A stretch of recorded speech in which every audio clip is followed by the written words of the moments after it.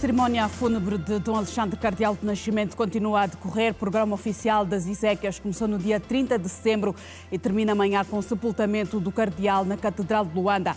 Banco Mundial em Angola, missão para avaliar o progresso dos projetos Diversifica Mais, com financiamentos estimados em 300 milhões de dólares. Seleção Nacional prepara-se para defrontar o Níger no jogo de apuramento ao CAN do Marrocos de 2025. Faz hoje um ano desde que despoltou o conflito no Médio Oriente com o ataque do Hamas ao sul de Israel. As notícias para segui-las agora no Girassol Jornal.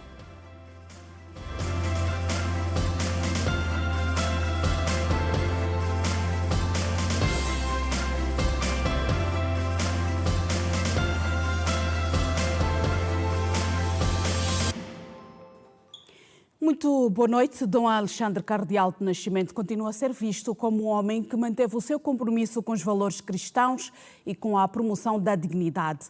O Cardeal vai a sepultar amanhã na Sé Catedral. Ao longo do dia de hoje, as missas acontecem de hora em hora, por volta da meia-noite. Haverá mais uma missa seguida de vigília. E amanhã de manhã têm lugar as derradeiras exéquias até ao momento em que o corpo do primeiro e até agora único cardeal angolano repouse em paz. Dom Alexandre Cardeal do Nascimento desempenhou um papel fundamental no fortalecimento da Igreja Católica em Angola, principalmente em momentos de grandes desafios sociais e políticos. A sua nomeação como cardeal em 1983 pelo Papa João Paulo II não apenas o elevou à relevância do clérigo angolano, mas também consolidou o seu papel como líder espiritual de uma nação marcada pela luta pela independência e reconstrução. O Cardeal de Nascimento será lembrado pelo caráter humilde, a sua integridade e o amor pelo seu povo. Aos 58 anos passou a fazer parte do Colégio dos Cardeais da Curia Romana, o conclave que elege o sucessor de Pedro. Quando fez 80 anos, deixou de ter direito a voto, mas manteve-se sempre próximo do Vaticano e dos papas eleitos, entretanto, Bento XVI e Francisco. E várias figuras falaram do homem que consideram ter tido uma voz ativa na defesa dos direitos dos mais fracos. Dom Filomeno Vieira Dias considera que Dom Alexandre Cardeal do Nascimento morreu em paz, sereno e tranquilo. A Igreja deve ser sempre uma voz ativa na defesa dos direitos dos mais fracos, daqueles que não têm voz. Somos chamados a ser servidores do povo de Deus, escreveu o homem que foi um servidor do povo de Deus em Angola. Alexandre André do Nascimento nasceu em Malange, a 1 de março de 1925. Filho de André e Mariana do Nascimento, morreu em Luanda, a 28 de setembro de 2024. Com perfeito domínio de todas as suas faculdades, o mês de agosto foi justamente o mês em que começamos a ver aquele homem forte, aquele homem decidido, aquele homem perseverante, aquele homem sacrificado a debilitar-se. Mas Deus foi bom para com ele. Morreu em paz, morreu sereno, morreu tranquilo. E foi a Dom Filomeno Vieira Dias que o Papa Francisco endereçou a mensagem de condolências pela morte de Dom Alexandre do Nascimento, em que se pode ler que recebeu com pesar a notícia da morte do venerado irmão cardeal Alexandre do Nascimento. Recordo os cuidados dispensados pelo querido Dom Alexandre ao seu rebanho em tempos conturbados e difíceis, tendo sido para todos expressão do rosto misericordioso de Jesus, bom samaritano da humanidade. A fé em Cristo e a esperança na vida eterna fizeram dele um homem corajoso e livre, capaz de orientar os seus passos em prol do bem comum. E eu, todas as vezes que ia a Luanda, eu sempre visitei-o e ele sempre repetia: fizemos a nossa parte. Que perdemos na medida em que já não está no meio de nós, mas também cristamente dizemos: ganhamos um intercessor junto de Deus. Dom Alexandre do Nascimento começou a exercer em 1953 em Luanda as funções de professor, ensinava teologia dogmática, latim, português e francês. Era fluente em diversas línguas, mas foi a falar em português como pregador da Sé que se revelou um incômodo para o regime colonial. O Sr. Dom Alexandre Nascimento, cardeal e arcebispo emérito de Luanda, é um querido amigo de Portugal, um colega meu da Faculdade de Direito de Lisboa e um querido amigo meu há décadas, muitas décadas, e por isso recordo com muita saudade aqueles anos que vivemos em conjunto em Portugal e também os muitos encontros que tive com ele em Angola, até há muito poucos anos. Mas sobretudo recordo a figura do grande teólogo, do grande filósofo, do grande jurista, do grande humanista, do intelectual excepcional, mas também capaz de compreender as necessidades das pessoas mais simples, mais humildes, mais pobres, mais dependentes e de ter um sentido social único ao longo da sua vida.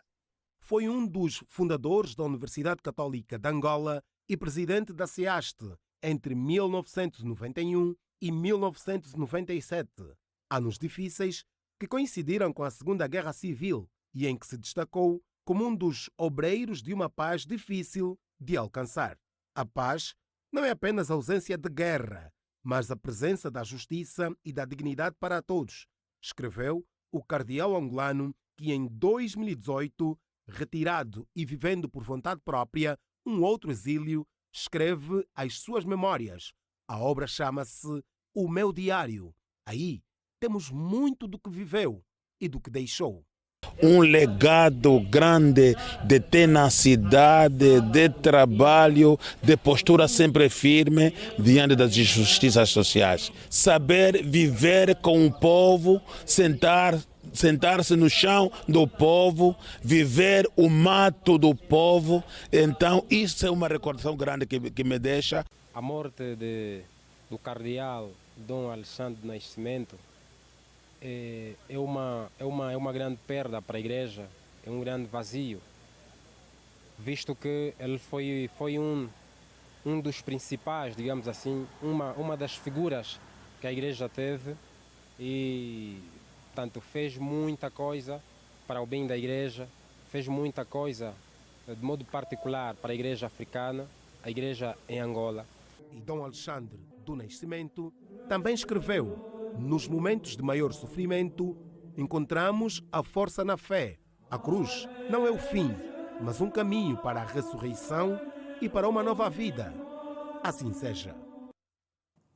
E Dom Alexandre Cardeal do Nascimento morreu no passado dia 28 de setembro aqui em Luanda, vítima de doença prolongada aos 99 anos de idade. Foi arcebispo de Luanda de 1986 a 2001 e foi também presidente da Conferência Episcopal de Angola e São Tomé entre 1990 e 1997. Morreu há poucos meses de completar 100 anos, 50 dos quais como bispo e uma das mais conceituadas e respeitadas figuras eclesiásticas do país.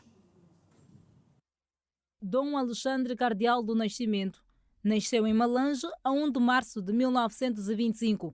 Estudou no Seminário de Bangalas, no Seminário de Malange e no Seminário de Luanda, respectivamente. Em 1948 foi estudar na Universidade Pontifícia Gregoriana de Roma e obteve o bacharelato em Filosofia e a licenciatura em Teologia. Foi ordenado padre a 20 de dezembro de 1952 por Luigi Traglia. Foi professor de Teologia Dogmática no Seminário Maior Arquidiocesano do Sagrado Coração de Jesus em Luanda e redator-chefe do jornal católico O Apostolado entre 1953 e 1956.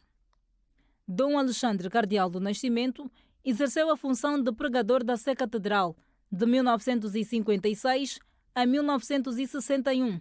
Em função das duas relações em defesa dos direitos trabalhistas e direitos humanos em Angola desde 1957, ficou implicado no processo dos padres, um conjunto de decisões repressivas contra a liberdade religiosa levada a cabo pelo governo salazarista contra religiosos considerados subversivos, com vista à intimidação e silêncio de sacerdotes católicos e pastores protestantes, nacionalistas e militantes dos direitos humanos em Angola. 10 anos depois, a autoridade política portuguesa forçou Dom Alexandre a fixar residência na capital de Portugal, onde estudou Direito Civil na Universidade de Lisboa. A 10 de dezembro de 1975, foi nomeado bispo de Malange, sendo ordenado a 31 de agosto de 1975, na Catedral de Luanda, por Giovanni de Andrea, arcebispo titular de Água Viva e delegado apostólico em Angola, tendo como co-sagrantes Dom Manuel Nunes Gabriel, arcebispo de Luanda, e Dom Eduardo André Moaca, arcebispo titular de Tagarbala e arcebispo coadjutor de Luanda. A 3 de fevereiro de 1977, foi promovido a arcebispo metropolitano de Lubango, sendo também administrador apostólico da Diocese de Ondiva. A 15 de outubro de 1982, durante uma visita pastoral, foi sequestrado por militantes da União Nacional para a Independência Total de Angola, UNITA. O Papa João Paulo II apelou por sua liberdade durante o Ângelus, no domingo, dia 31 de outubro. Dom Alexandre foi libertado no dia 16 de novembro seguinte. A 5 de janeiro de 1983, foi anunciada a sua criação como cardeal pelo Papa João Paulo II, no consistório de 2 de fevereiro, em que recebeu o barrete vermelho e o título de cardeal presbítero de São Marcos, em Agro-Laurentino. Foi transferido para a Arquidiocese de Luanda a 16 de fevereiro de 1986, renunciando ao governo pastoral da Arquidiocese a 23 de janeiro de 2001. Perdeu o direito de participar dos conclaves aos 80 anos, completados a 1 de março de 2005. Foi também presidente da Conferência Episcopal de Angola e São Tomé entre 1990 e 1997. A 5 de junho de 2015, ingressou na Ordem dos Pregadores. E o Presidente da República assinou o livro de condolências e prestou hoje homenagem a Dom Alexandre, cardeal do Nascimento, na Igreja da Sagrada Família, na tarde desta segunda-feira, diante de figuras eclesiásticas e familiares. No entanto, o Presidente da República fez-se acompanhar da Primeira-Dama Ana Dias Lourenço e de membros do Executivo que também prestaram condolências e solidariedade com a Igreja Católica neste momento de perda. Apesar do sepultamento ser só amanhã, várias figuras da política angolana estiveram também na tarde desta segunda-feira presentes na homenagem a Dom Alexandre. O corpo do cardeal vai ser sepultado na Sé Catedral de Luanda, também conhecida por Igreja de Jesus. Nesta terça-feira, missas acontecem nas várias paróquias. Fiéis e familiares continuam a render a sua homenagem ao cardeal angolano, um dos catedrais mais longevos da Igreja Católica.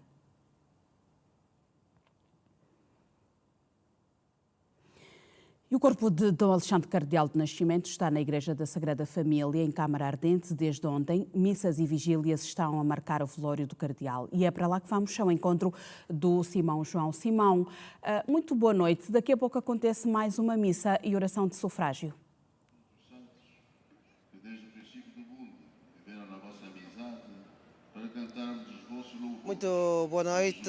Por esta altura já decorre a missa e neste momento a Igreja Sagrada Família está então completamente preenchida para prestarem a devida homenagem ao cardeal Dom Alexandre do Nascimento, e também aqui na parte externa da igreja é possível presenciarmos a presença, no caso, de vários fiéis que também decidiram então prestar a devida homenagem ao cardeal Dom Alexandre do Nascimento. São aqui fiéis de determinadas, portanto, igrejas não só católicas, mas também outras denominações religiosas. Eu vou agora à conversa com uma fiel da Igreja Católica em Angola, Filomena Cruz. Muito boa noite. Boa noite. Este é um momento de bastante consternação por esta altura. São vários os fiéis aqui presentes a prestarem uma das últimas homenagens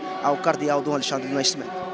Sim, eu vim prestar uma homenagem porque eu sou católica e faço parte desta paróquia, pertenço à paróquia Sagrada Família e então vim prestar porque ele foi o nosso primeiro cardeal e único e o mais antigo neste momento no mundo. Então vim prestar a minha homenagem. Como é que era o cardeal enquanto arcebispo? O cardeal era uma pessoa muito serena, calma, dava muitos conselhos às pessoas mais chegadas. Com certeza a Igreja Católica e não só perde um grande homem. Com certeza a Igreja Católica e não só perde um grande homem. Sim. Angola perde um homem. Não é só a Igreja Católica, é Angola. Como é que era, do pouco tempo que lidou com o cardeal Dom Alexandre do Nascimento, como é que ele era? Era muito simpático, calmo, sereno, dava conselhos. Dava muitos conselhos às pessoas, principalmente aos mais jovens. Muito obrigado, Filomena Cruz, uma das fiéis que também veio aqui prestar a última homenagem, uma das últimas homenagens ao cardeal Dom Alexandre do Nascimento, que recordamos vai então a enterrar amanhã, isto é na Sé Catedral aqui em Luanda, na Cidade Alta. De resto, um momento que nós, Rede Girassol, vamos também acompanhar, tendo em conta que estamos a falar do primeiro cardeal a nível de Angola e não só.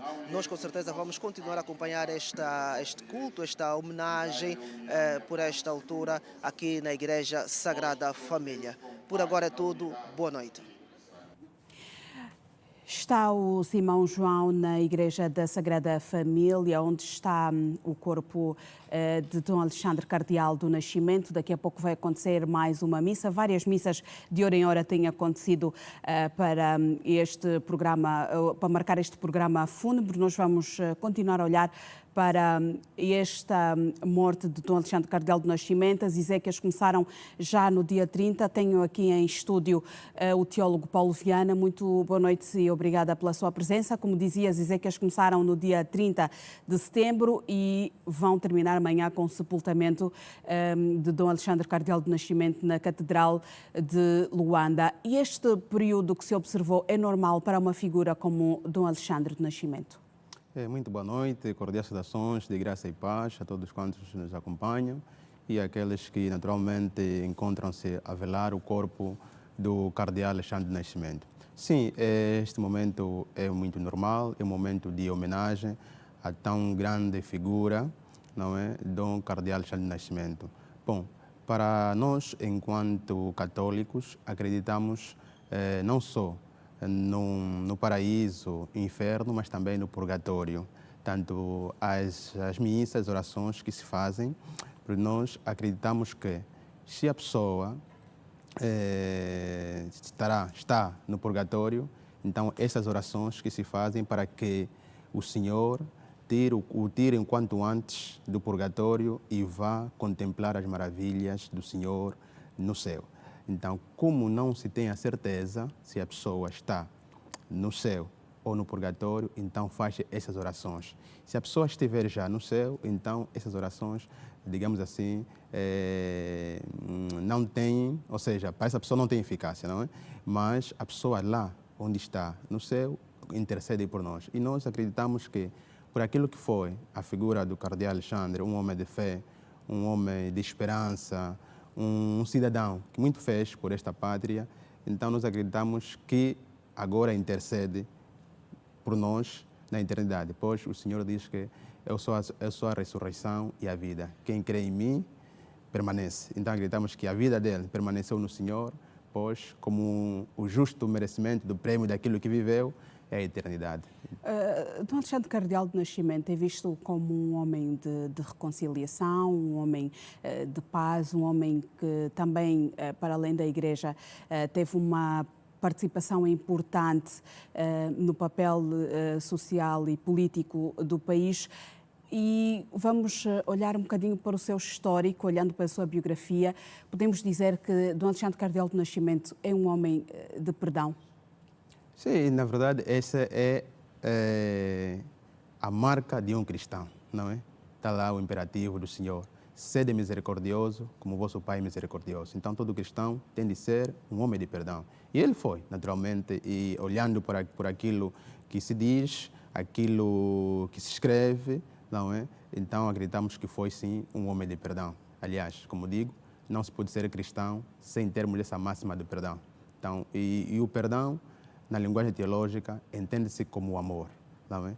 Então, o amor é a máxima, é a lei máxima que norteia a vida de um cristão. E isso foi, naturalmente, o que norteou a sua vida, né? Um homem de perdão, um homem de reconciliação. E aqui também fica a nota de que esta Páscoa, este óbito do cardeal, não deve ser visto como que uma Páscoa da Arquidiocese de Luanda só. Não, mas é uma Páscoa, é um óbito de toda a comunidade católica de Cabinda ao Cunene. E aquilo que Paulo diz lá, não diga que eu sou de Paulo ou sou de Apolo, mas todos pertencemos a Cristo. Então, todos nós, enquanto comunidade cristã católica, devemos estar unidos à Igreja, que neste momento rende homenagem a Dom Alexandre Cardeal do Nascimento. Qual é que é o simbolismo do corpo de Dom Alexandre Cardeal do Nascimento ser sepultado na Igreja? Bom, reza o cânone 1242 do Código de Direito Canônico, do quarto livro, que é o mundo santificar da Igreja, ou seja, o modo de santificar da Igreja, que o sumo pontífice, o Papa, o cardeal, o bispo diocesano e o bispo emérito devem ser sepultados na catedral. Não é? Então, ele, enquanto pastor, doou a sua vida a Cristo. Cristo que é a cabeça da Igreja. Então, é muito significativo, segundo a tradição da Igreja, que agora o seu corpo repouse na casa onde ele serviu. Naturalmente que alguns podem questionar, não é o primeiro bispo, mas o Código, como digo, no artigo 1242, dá essa prerrogativa aos cardeais e também aos bispos eméritos em função dos seus efeitos. Então, nisso estamos todos de acordo que deve sim repousar na catedral, uma conhecida Igreja de Jesus. Vamos olhar aqui para fazer um breve cenário do que vem depois. Dom Alexandre Cardeal do Nascimento cumpriu a sua missão na Terra, agora vai descansar, vai para junto do Pai, vai da sua paz, como disse mesmo o Dom Filomeno Vieira Dias, que é uma pessoa que morre tranquila, morre na paz, na serenidade.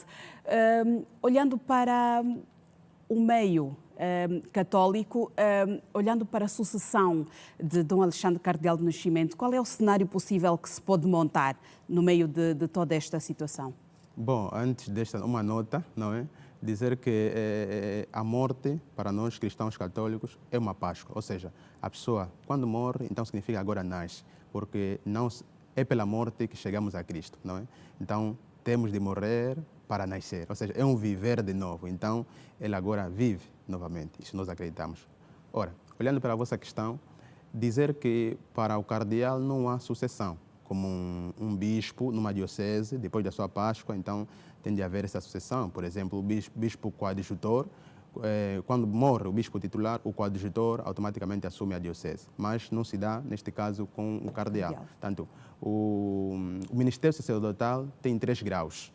O diaconato, sacerdotal e o episcopado. São esses 3 graus, ou seja, é um sacramento. Então, o cardinalício não é um sacramento, é um título que na história da Igreja até leigos podiam ser elevados ao estado cardinalício. Porém, com a revisão do Código de Direito Canônico, só pode ser cardeal agora um sacerdote, porque, ou seja, se um sacerdote e depois também é ordenado a bispo, mas fica aqui a nota da liberdade, como aconteceu com o padre Raniero Cantalamessa, o pregador da Casa Pontifícia, que não aceitou ser ordenado a bispo. No entanto, não há essa possibilidade de sucessão. Porém, e esta indicação pode pode partir do Papa, parte do Papa? Parte do Papa, sim senhora, parte do Papa, naturalmente, que todas as dioceses, todas as conferências, há um núncio apostólico, que é o representante do Papa naquela circunscrição. Aqui em Angola temos um núncio que é a voz do Papa aqui. Né? Tudo o que acontece ele reporta à Santa Sé. No entanto, o Papa tem a geografia de todas as igrejas particulares e parte dele a indicação de um cardeal. Tivemos agora, no domingo, o Papa convocou o consistório, ou seja, elevou alguns arcebispos e bispos para o estado, para o colégio cardinalício, digo. Então, pode ser que nos próximos anos, esse ano já está fora de hipótese, porque o Papa já convocou no domingo, vão ser elevados no dia 8 de dezembro. Tudo indica que poderemos esperar 2, 3 anos, depende do Papa Francisco. E por aquilo que se vê, não é? Os nomes mais indicados dos possíveis cardeais aqui em Angola, podemos naturalmente avançar, Dom Zacarias Camoenho, o próprio arcebispo de Luanda, Dom Filomeno, o arcebispo de Saurimo, atual presidente da conferência, Dom Manuel Limbamba, e naturalmente, se esquecermos, o arcebispo do Lubango, Dom Gabriel Bling. Tanto, mas isso, como digo, depende do Santo Padre, né? Tivemos agora a surpresa, ele nomeou ou indicou alguém, um arcebispo de 99 anos para o grau, o título de cardeal. Então, já não pode subir à Papa, não? Exatamente. Ou seja, está fora todos aqueles que, tendo atingidos 80 anos de vida, são cardeais não elegíveis, ou seja, não podem ser eleitos. Como era a questão agora de Dom Alexandre Cardeal do Nascimento. Exato. O Dom Alexandre participou em 2 consistórios. Em 2005, a quando da nomeação, eleição do Papa Bento XVI, ele participou, mas já acima dos 80, então não podia ser eleito. E participou também agora nesse último, em 2013, o consistório que elegeu o Papa Francisco. Também o então arcebispo ou cardeal não tinha, digamos assim, requisitos para ser eleito. Muito obrigada, teólogo Paulo Viana, pela sua presença e esperamos contar consigo em próximos espaços. Muito obrigado pelo convite e até à próxima.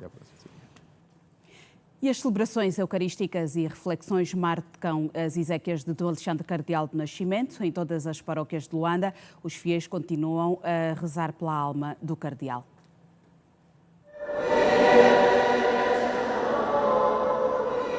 Decorre desde domingo as exéquias de Dom Alexandre Cardeal do Nascimento na Igreja Sagrada Família em Luanda. O evento está a ser marcado por reflexões, homenagens e celebrações eucarísticas em todas as igrejas do país. Os fiéis continuam a rezar pela alma do primeiro cardeal angolano, tido como homem da caridade, promotor da paz e da reconciliação nacional.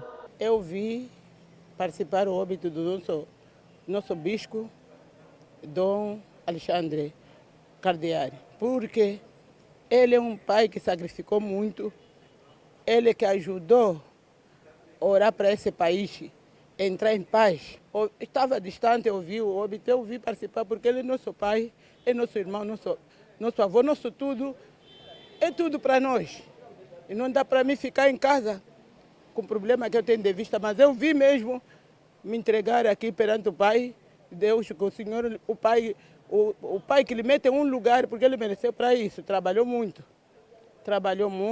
É um líder para a Igreja Católica, para além de ser um líder da Igreja Católica, é um líder a nível mundial. Por quê? Porque a figura em si representa a espiritualidade, representa a esperança e representa também uma fé. Fiel da Igreja Católica desde que nasceu, Dona Catarina Ramos conta que foi graças à bondade do cardeal que superou os momentos mais difíceis de sua vida. Dom Alexandre foi o primeiro que não desprezou-me. Ele foi uma criatura que dedicou a sua vida à Igreja Católica. Teve uma postura pura, um comportamento de um pai, nosso pai na fé. Para mim foi meu pai na fé. E foi meu diretor espiritual, ajudou-me muito, foi ele que me crismou, foi ele que me dava coragem, porque depois eu sofri várias vicissitudes da vida. Ele muitas vezes mandava o padre inteiro levar-me de comer, eu nem sequer tinha de comer. O pároco da Igreja Sagrada Família acredita que devemos nos lembrar sempre do legado deixado por Cardeal Alexandre do Nascimento. Foi na Arquidiocese de Luanda que ele fez todo um percurso de vida e de engajamento também na dimensão religiosa. Ele pertenceu ao clero arquidiocesano de Luanda. Ele, antes disso, sabemos nós que foi, depois de bispo, foi trabalhar para o Lubango e depois veio para Luanda. E aqui também conheceu os seus graus foi elevada cardeal. É um serviço na igreja, mas também notabiliza a nossa posição como igreja angolana. Ele desempenhou por muito tempo a presidência da Caritas Internacional, e nisto se dedicou bastante em prol daqueles que precisavam realmente ajudas para viver. E aqui na Arquidiocese teve os seus desdobramentos enquanto pastor desta igreja. E hoje, pronto, nos espelhamos também da sua experiência de vida humana e cristã. E hoje ficamos com o seu legado, com sua experiência religiosa, e espelhando-nos nisso vamos tornar presentes os passos que ele trilhou. Portanto, é uma figura que tem uma certa significância nessa nossa terra de Luanda, na Igreja de Angola. Teria 100 anos de idade e 50 anos de episcopado em 2025. Faleceu a 28 de setembro, vítima de doença, aos 99 anos. Os restos mortais vão ser enterrados nesta terça-feira na Catedral de Luanda. Lima tem uma nova presidente. Cesaltina Kulanda foi eleita na madrugada desta segunda-feira. Em destaque.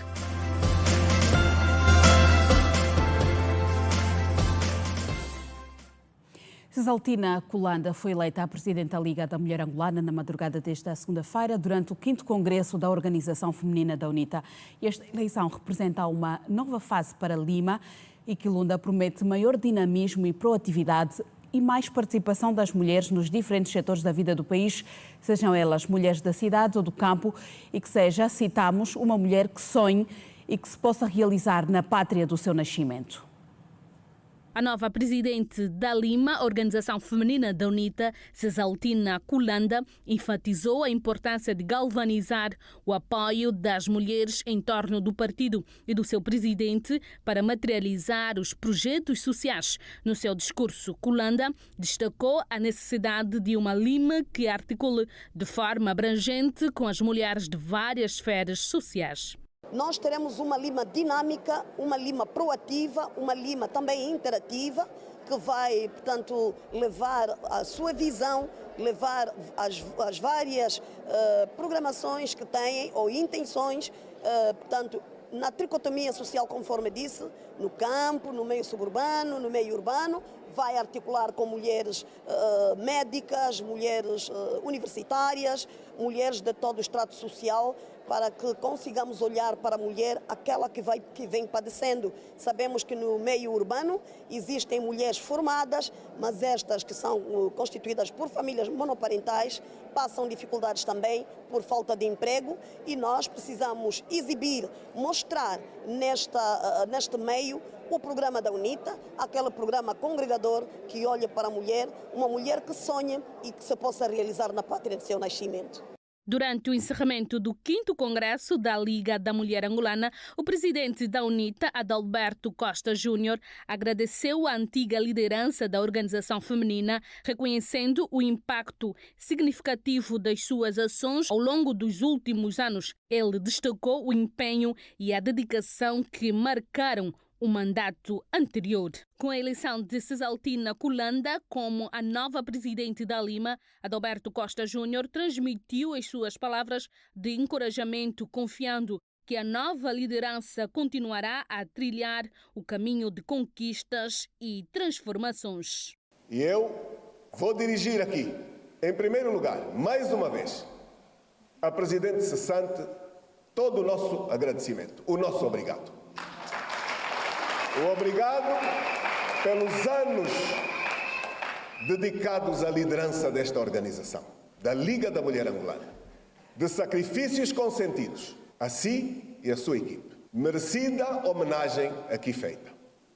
Muito obrigado, Mamá Bonguela.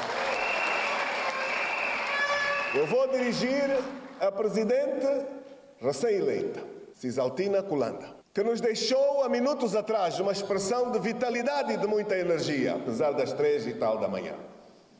Não perca esta energia. Mas as minhas palavras são para dizer: conte conosco, sem limites. Conte com a direção.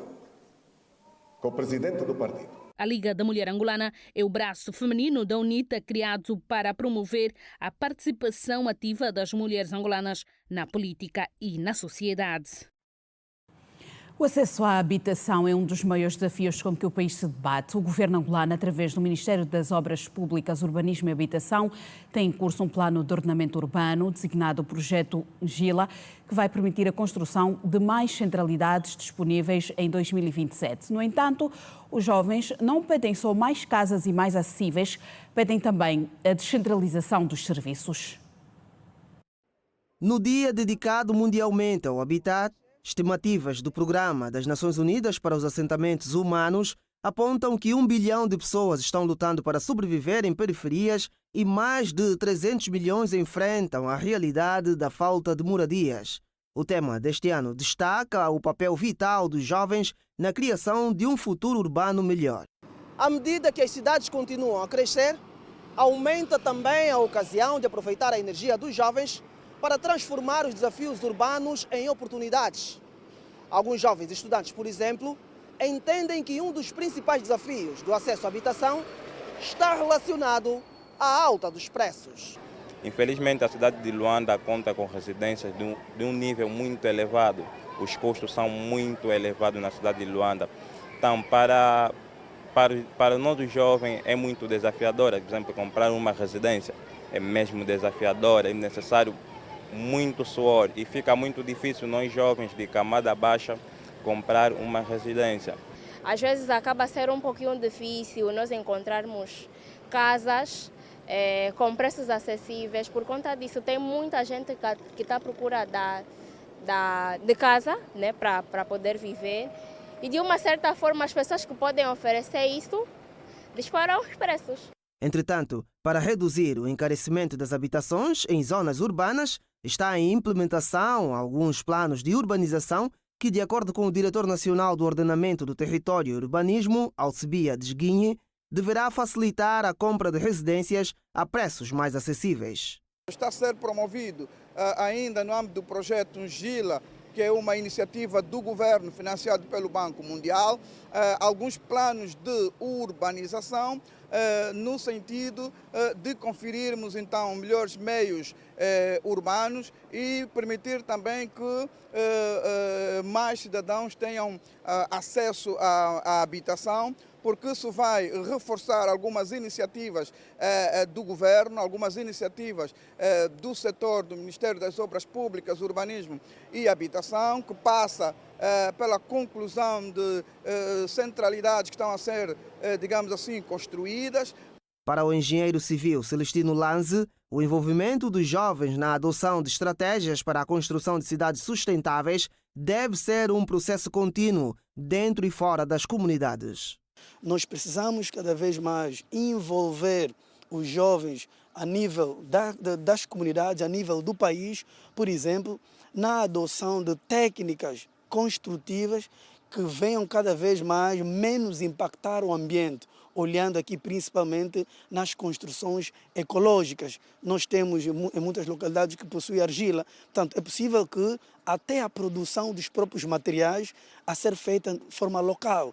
Instituído pela ONU em 1985, o 7 de outubro, Dia Mundial do Habitat, reflete sobre o estado das cidades e o direito à moradia adequada, e o tema deste ano destaca o papel vital dos jovens na criação de um futuro urbano melhor.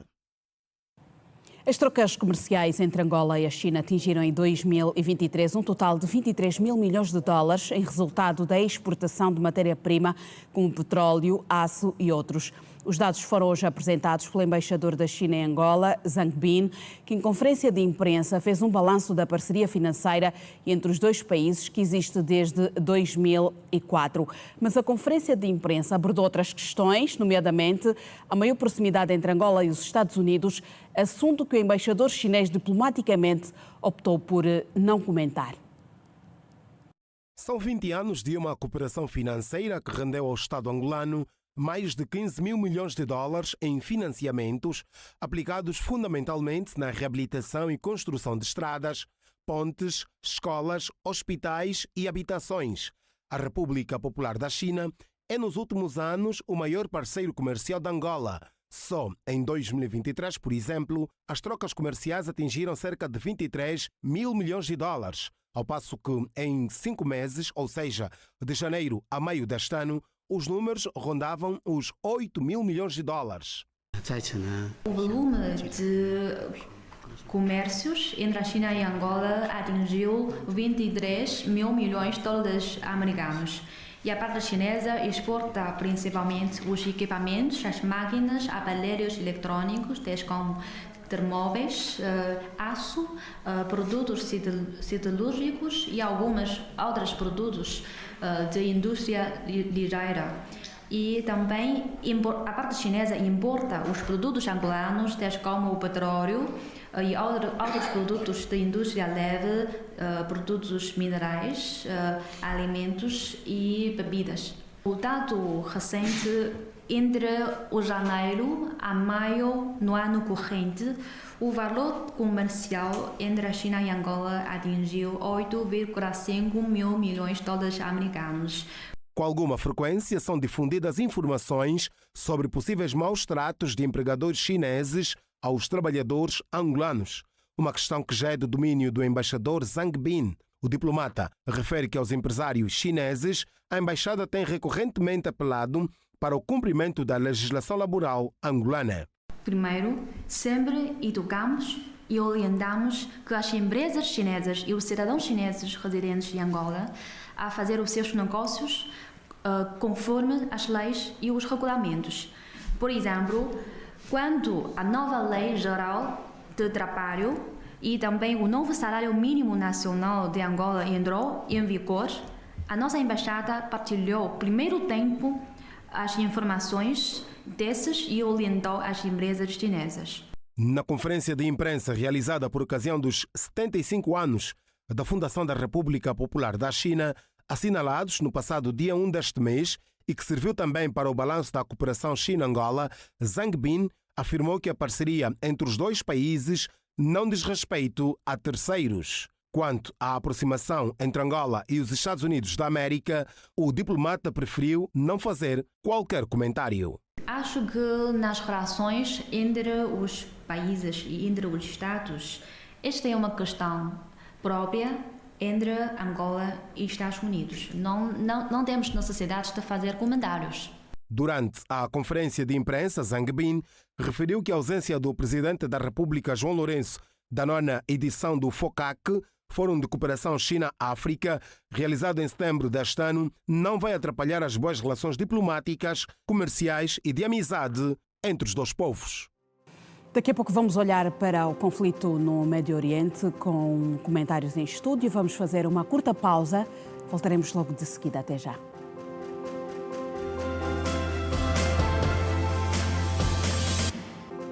Estamos de volta. Foi há um ano um ataque liderado pelo Hamas no sul de Israel matou cerca de 1.200 pessoas, a maioria civis, e fez cerca de 250 reféns, incluindo crianças e um recém-nascido. Israel respondeu com uma das campanhas militares mais letais e destrutivas da sua história recente. A guerra matou mais de 42 mil palestinianos, muitos deles mulheres e crianças. O secretário-geral das Nações Unidas, António Guterres, disse que o ataque de 7 de outubro deixou cicatrizes nas almas e as Nações Unidas falam de um ano de sofrimento inimaginável. Há justamente um ano, a 7 de outubro de 2023, Israel conheceu um horror que não se via desde a Segunda Guerra Mundial. Um ataque liderado pelo Hamas, movimento radical palestiniano que domina a faixa de Gaza. Matou cerca de 1.200 pessoas, a maioria civis, e fez cerca de 250 reféns, incluindo crianças, com realce para um recém-nascido. Tel Aviv lançou de imediato bombardeamentos que já destruíram quase todo o território do futuro Estado da Palestina, matando dezenas e milhares de pessoas e forçando quase toda a população a deslocar-se. A guerra matou cerca de 42 mil palestinianos, muitos deles mulheres e crianças, de acordo com o Ministério da Saúde de Gaza, que não diferencia entre civis e combatentes. Passado um ano, a paz parece longe. Afinal, Israel faz questão de referenciar que não vai negociar um cessar-fogo, pois o objetivo é aniquilar o Hamas. O exército israelita invadiu o Líbano e foi alvo de um ataque com mísseis vindo do Irão, pelo qual promete retaliação. Mas, na verdade, este conflito não começou há um ano. É muito mais antigo e parece que não vem a terminar agora. Do sul de Israel expandiu-se para uma frente norte do Líbano, invadido pelo exército israelita, que envolve atores como o Irão ou os Houthis do Iêmen. Por agora, o preço mais elevado tem sido pago pelos palestinianos. Mais de 80% da população de Gaza, de 2 milhões e 3 mil pessoas, foi forçada a sair das suas casas e amontoar-se em acampamentos de tendas na costa de Gaza. Um quarto da população enfrenta o bloqueio imposto por Israel, que permite apenas a entrega limitada de ajuda. O elemento mais recente que entrou no conflito, o Irão, pode ter elevado esta crise para um outro patamar, o de uma guerra total regional, que pode alterar a ordem mundial. Entretanto, o Hamas atingiu um dos seus supostos objetivos, levar a guerra para além da faixa de Gaza. E há ainda outras consequências. A escala do primeiro-ministro Benjamin Netanyahu no Líbano também pode estar condenada ao insucesso, apesar de o país ter uma força militar considerável, capaz de travar batalhas em várias frentes. Entretanto, é a democracia em Israel que também está em causa. Nelson Pereira de Sousa é professor universitário e especialista em relações internacionais. Professor, muito boa noite e bem-vindo. Obrigada por aceitar o nosso convite ou ter aceitado. Vou começar por lhe perguntar, faz um ano desde que disputou este conflito, a tendência é de agudizar-se? Boa noite, Laurinda. De veras que sim. Tende a agudizar-se porque nós estamos aqui no ambiente de ação estratégica. E neste ambiente de ação estratégica, cada ator interveniente quer apresentar um nível de situação que leva o outro ator, no caso tanto Israel, o Irão, Palestina, que possa recuar nas suas ações. Nós vemos aqui um ambiente multiescalar, multinível das ações estratégicas de ambos os Estados.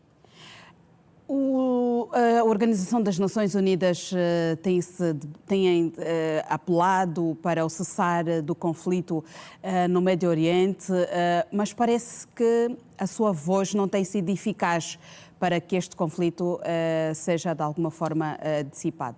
De veras que sim. A voz das Nações Unidas não é precisamente só agora. A voz das Nações Unidas não é válida naquela região desde que se constituiu ou desde que se criou o Estado de Israel. Vamos ver que desde 14 de maio de 1948 que Israel não obedeceu o definido pela Carta das Nações Unidas, que definia que deveria se criar 2 Estados. Logo na criação do Estado de Israel, também ela peca pelo primeiro pendor. O primeiro pendor era o nível da população. Quer dizer, o povo palestino era 2 vezes mais que o povo israelita. E quando foi-se fazer a divisão territorial, estava a dar-se 55% para o povo judeu, em detrimento da maior população que era a Palestina. Começou logo por aí.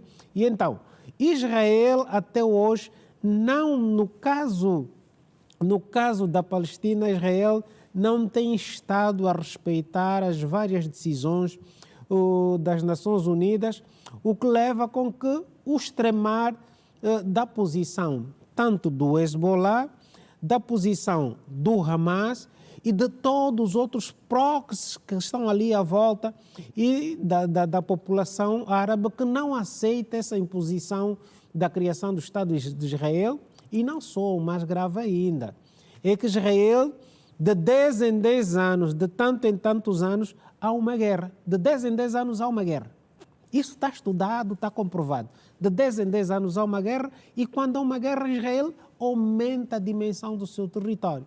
Temos que olhar do ponto de vista também que Israel quer tornar-se aqui numa plataforma logística que vai servir os interesses todos do Ocidente, porque aquela zona da Palestina tem bastante gás. É o que eu ia lhe perguntar, há outros interesses por detrás dessas ações todas? Exatamente, os interesses em transformar-se numa plataforma logística que vai servir e distribuir gás ao Ocidente, à Europa, já que nós entramos na retórica das questões ambientais, da exploração de petróleo, mas não conseguimos dizer que a exploração do gás também traz cá problemas ambientais. É uma questão paradoxal, mas é o que se chama hoje. É a geopolítica do petróleo e a geopolítica do gás, porque é através desta geopolítica que a grande potência dos Estados Unidos consegue manter o seu controle a nível do mundo. Professor, estamos a um mês das eleições nos Estados Unidos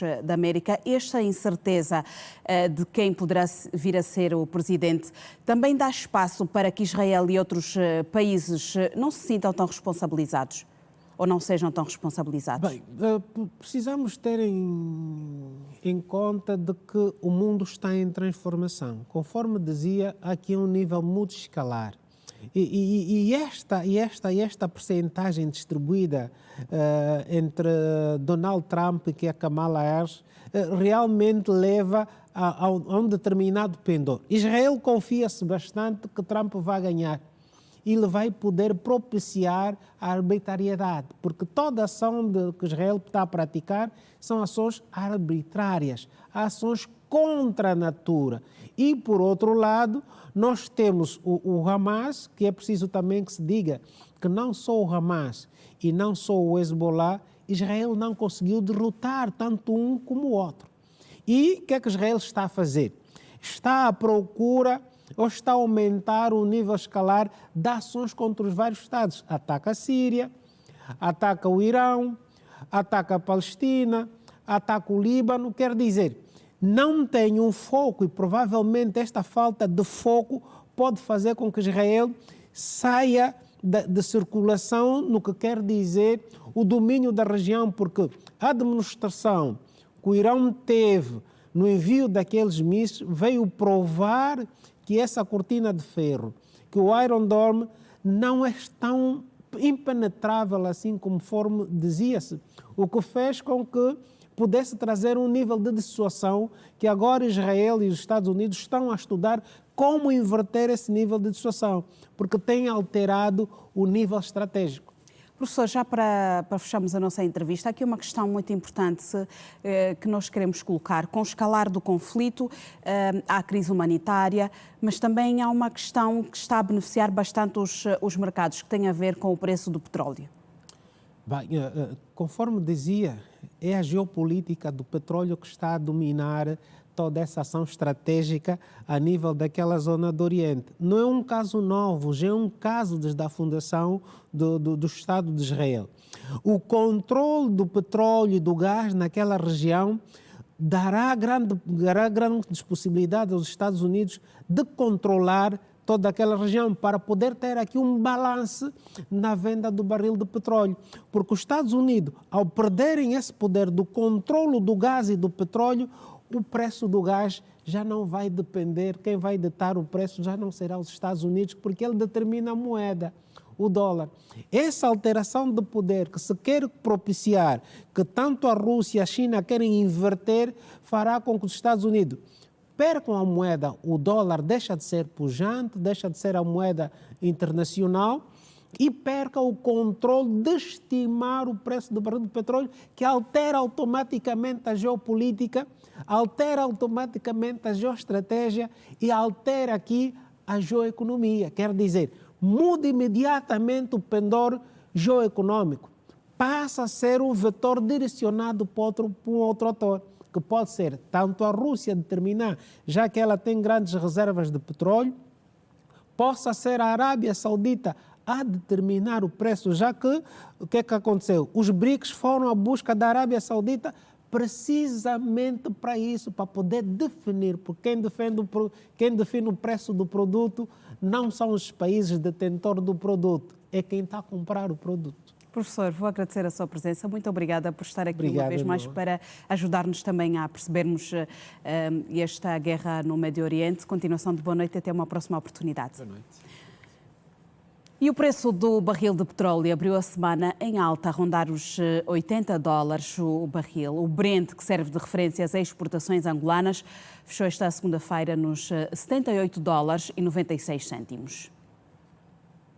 Os preços do petróleo abriram em alta na sequência dos ganhos registados na última semana. O barril de Brent de referência para as exportações angolanas para a entrega em dezembro somou ganhos acima dos 0,55%, está a ser comercializado hoje acima dos $79. As incertezas no Médio Oriente, particularmente envolvendo dois grandes intervenientes como Israel e o Irão, mantêm o mercado em alerta, dado que qualquer escalada pode afetar o fornecimento de petróleo na região e pressionar ainda mais os preços. Para o caso particular de Angola, o atual cenário de mercado é considerado vantajoso, numa altura em que o país está perto de aprovar o Orçamento Geral do Estado referente ao ano de 2025. Lembrar que o OGE 2024 foi aprovado com preço médio do barril fixado em $65. O Banco Mundial tem uma missão de acompanhamento e supervisão no país para avaliar o projeto Diversifica Mais, que conta com financiamento avaliado em $300 milhões norte-americanos. O projeto prevê também a concessão de 3 parcerias público-privadas no corredor do Lubito e o apoio tecnológico a 10 mil micro, pequenas e médias empresas. O Banco Mundial disponibilizou $300 milhões para o projeto Diversifica Mais, que contempla a concessão de 3 parcerias público-privadas no corredor do Lubito e fornecer aconselhamento tecnológico a 10 mil micro, pequenas e médias empresas. Foi um financiamento integralmente do Banco Mundial, dos $300 milhões. E esses $300 milhões, como referi inicialmente, está dividido em várias componentes. Por exemplo, para melhorar o ambiente de negócio, nós temos um conjunto de atividades programadas, bem como o reforço dos equipamentos, meios técnicos e infraestruturas ao longo do corredor, que vai contar com um investimento de cerca de $40 milhões. Depois, no domínio do reforço das infraestruturas, nós contamos com cerca de $100 milhões. E também iremos preparar um fundo de preparação, um fundo para a preparação de projetos de parcerias público-privadas, que também será fundeado com cerca de $10 milhões. No domínio da componente de capacitação para estruturação de parcerias público-privadas, também estão previstas cerca de $16 milhões. Desses $300 milhões, mais de 80 milhões serão destinados ao Fundo de Garantia de Crédito, que já recebeu a primeira transferência. O Fundo de Garantia de Crédito já recebeu, sim, recebeu $48 milhões, que é a primeira tranche, e o Fundo de Garantia, como referi, vai receber cerca de $80 milhões gradualmente, numa primeira fase. Para o remanescente, o fundo deverá garantir, no mínimo, mais $12 milhões de crédito às micro, pequenas e médias empresas. Quando cumprir esse desiderato, de acordo com o cronograma de execução financeira, o fundo vai receber os remanescentes $20 milhões. Portanto, já temos sim desembolsos do projeto Diversifica Mais no Fundo de Garantia de Crédito. O diretor nacional para o investimento público informou que o projeto Diversifica Mais deve ser implementado totalmente até 2029, estando atualmente no seu primeiro ano de execução. Nós pensamos que até 2026, pelo menos 250 micro, pequenas e médias empresas serão financiadas, pelo menos 10 mil empresas serão diagnosticadas e apoiadas com recursos avales e grandes por intermédio de uma plataforma de diagnóstico para reforço das capacidades e competências das micro, pequenas e médias empresas, que será implementada pelo INAPEM. É isso que nós esperamos que ocorra até 2029 com a implementação do projeto Diversifica Mais. Durante a visita, a delegação do Banco Mundial reúne-se com entidades governamentais, como os Ministérios do Planeamento e da Indústria e Comércio, além de outras instituições parceiras e beneficiárias do corredor do Lubito. Moçambique vive 2 dias de reflexão antes da votação para as eleições gerais que acontece esta quarta-feira, dia 9 de outubro. Foram 45 dias de campanha, marcada por acusações entre candidatos e candidatos do órgão do Poder Judicial e Eleitoral e mesmo agressões físicas e outros desacatos eleitorais. A escolha do novo inquilino do Palácio da Ponta Vermelha, a sede do Poder Presidencial, faz-se entre os líderes da Frelimo, Daniel Chapo, e da Renamo, Ossufo Momad, tidos como favoritos, mas pode haver uma surpresa protagonizada por Vicente Mondlane, apoiado pelo Podemos.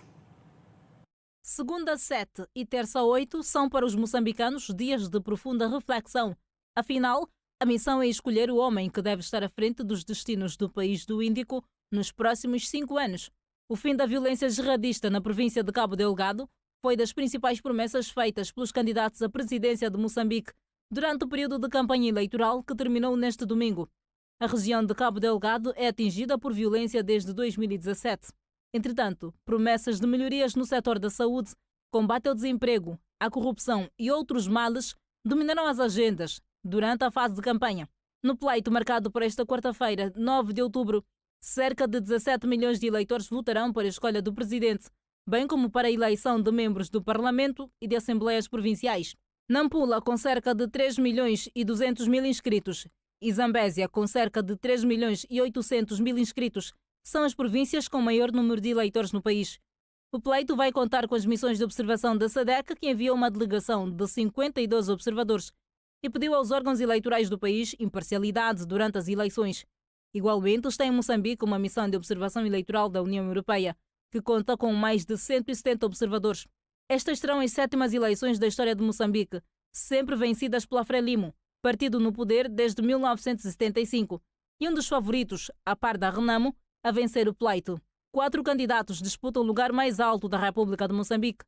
Conforme a ordem do boletim de voto, são Lutero Simango, pelo Movimento Democrático de Moçambique, Daniel Chapo, pela Frente de Libertação de Moçambique, Frelimo, Venâncio Mondelane, do Congresso Autárquico Democrático, apoiado pelo Podemos, e Youssoufo Moumad, pela Resistência Nacional Moçambicana, Renamo. Daqui a pouco vamos olhar para o treino de preparação da Seleção Nacional que vai defrontar o Níger já na próxima sexta-feira. Mais uma curta pausa, já voltamos. A Seleção Nacional de Futebol arrancou a preparação para o jogo diante do Níger nesta segunda-feira com um grupo reduzido. 14 jogadores fizeram parte do primeiro treino dos Palancas Negras para o duplo compromisso diante do Níger, rumo ao CAN 2025, que se vai disputar no Reino de Marrocos. O gigante 11 de novembro foi palco da primeira sessão de treinos onde a recuperação física e a saída com a bola em um toque dominaram o dia dos Palancas Negras. O defesa central Bastos Kisanga foi o porta-voz da Seleção Nacional. O jogador do Botafogo do Brasil afirmou que o combinado nacional mantém o mesmo objetivo, que passa por se qualificar ao CAN de Marrocos. Tivemos um bom começo, conseguimos ganhar os 2 primeiros jogos. Agora vamos seguir a trabalhar, a acreditar e no jogo com o Níger procurar fazer um bom resultado para a nossa trajetória, que é o objetivo final do CAN. Bastos disse também que, apesar de ocupar a última posição do grupo F, o Níger é um oponente que pode complicar as contas de Angola. Mas, a jogar no 11 de novembro, só os 3 pontos interessam para os Palancas Negras. Acredito que é uma seleção que tem muito potencial, tem os seus jogadores com grandes valências, mas também confio muito no nosso plantel. Temos jogadores também com potencial, temos um grupo muito unido, um grupo que trabalha bastante e espero em breve conseguirmos um resultado positivo. Recordo que a Seleção Nacional realiza o segundo treino nesta terça-feira, às 17 horas no Estádio Nacional, 11 de novembro. O jogo de preparação dos Palancas Negras a encerrar esta edição de segunda-feira. Daqui a pouco vai acompanhar o Girassol Debate, onde se vai abordar a nova era de cooperação Angola-Estados Unidos-América. De nossa parte é tudo. Obrigada pela sua atenção. Amanhã, à mesma hora, neste mesmo canal. Passe bem.